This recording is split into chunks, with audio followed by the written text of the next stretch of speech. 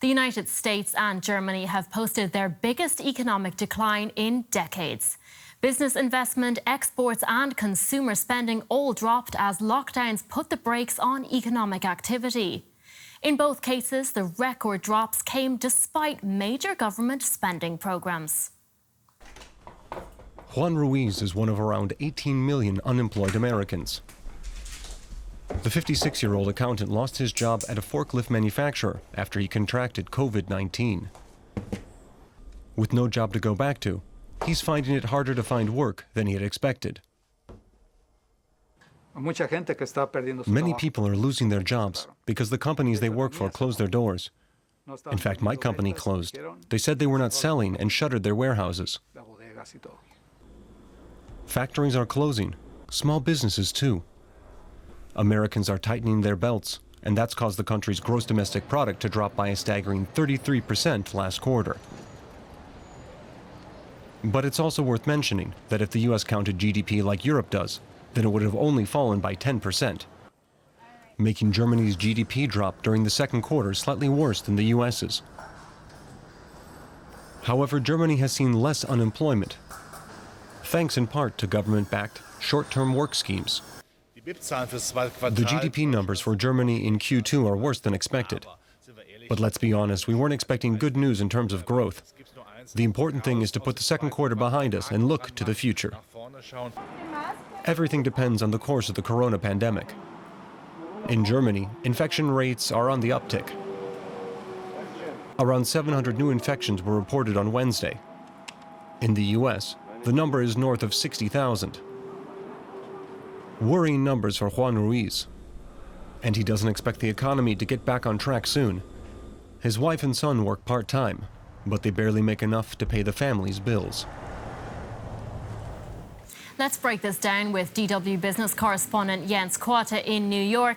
Jens, the US has been much more badly hit by COVID-19 than Germany has been. Why then are they posting similar declines? Well, I mean, the devil is in the details. So if you look at certain numbers, for example, investments here in the US almost got cut in half in the past quarter. Or also, if you look at consumption, there was also a drop of about 35%. And I know that you can't compare the headline number, the almost 33% decline in GDP, to the good 10% in Germany. That's like comparing apples to oranges. But my feeling overall is that actually a country and an economy like the US is faring worse or that Germany is faring better than the United States. The economy here in the US is driven by consumption, it's driven by services, and those were the sectors hit most during the past months of the pandemic. Now, Jens, you know both of these countries very well. How would you compare the stimulus response from both so far?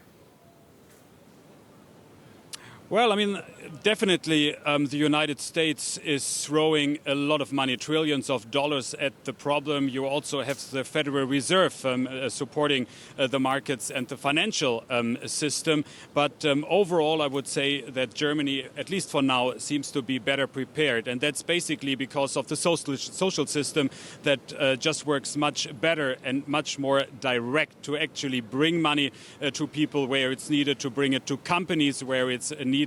This, by the way, is not the fault of U.S. President Donald Trump. We have those social systems here in the United States for decades, and it's just very difficult to bring directly the money where it belongs to. This is clearly something that has to be worked on for the future. But as of now, at least, it feels like Germany is dealing with the crisis better than the United States, even if the headline numbers, as you mentioned earlier, are quite similar.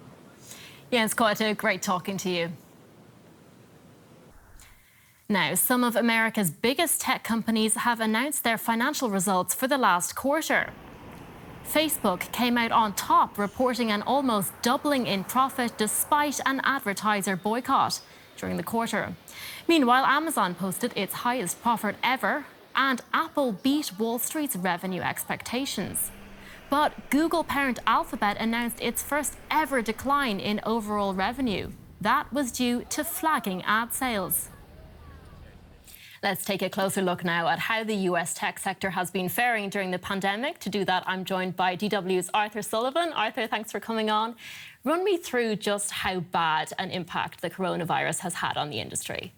OK, Kate, so it's not really been as simple as how bad or how good it's been. It's been a bit of a mixed bag. Now, in a lot of respects, the big tech industry was made for the bizarre circumstances that the coronavirus pandemic put people in, because it's an industry that's obviously based primarily on two things: internet usage and whether people will spend money on the internet. Now, for companies like Amazon, that was obviously a very clear way that they were going to benefit during the pandemic, because people were rushing onto their platform to buy everything from groceries to face masks to whatever things that they weren't able to go to the stores to buy. For giants in the social media area such as Facebook, or in the search area like Google, it was a little bit more challenging, because while usage was obviously up, people were on Facebook and Google more, advertising revenue was not necessarily up, because so many small businesses which advertise on those platforms were no longer in a position to advertise because their own businesses were struggling for other reasons to do with the pandemic. So in many respects, big tech has benefited, unlike so many other sectors, from the circumstances of the pandemic, but it's not as simple as that, because there are other challenges that the pandemic brought for them. Arthur Sullivan, thanks so much for your insights. Airbus has posted a quarterly loss of €1.9 billion. The plane maker says the coronavirus has presented the industry with its gravest crisis ever. The company sold half as many planes during the first 6 months of this year as it did during the same period in 2019.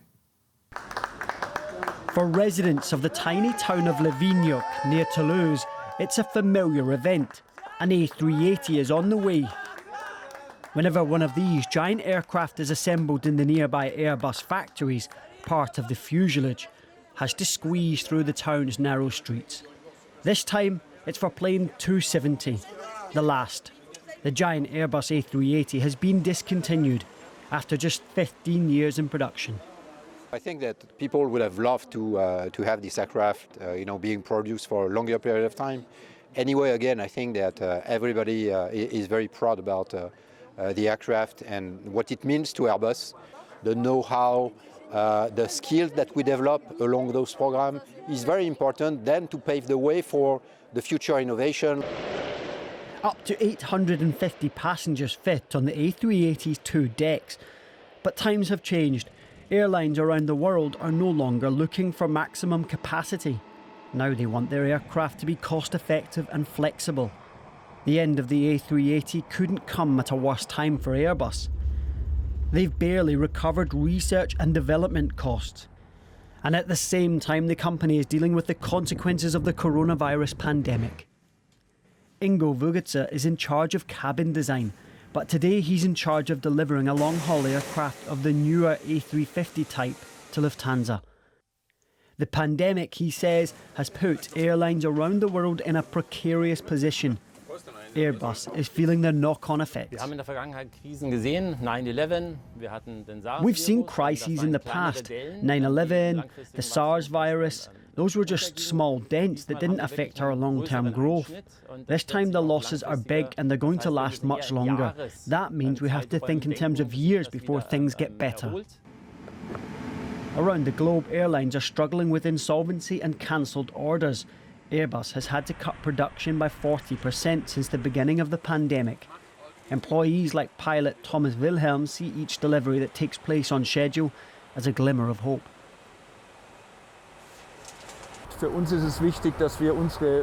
It's important for us to keep our production stable, even if it is at a low level. And it's a very good feeling and a positive sign that we're delivering big planes like these.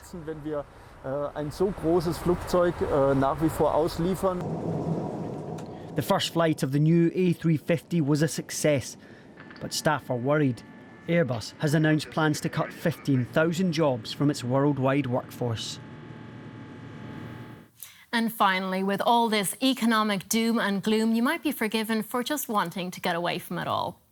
No surprise then that the value of the so-called space economy has risen to an astronomical $430 billion.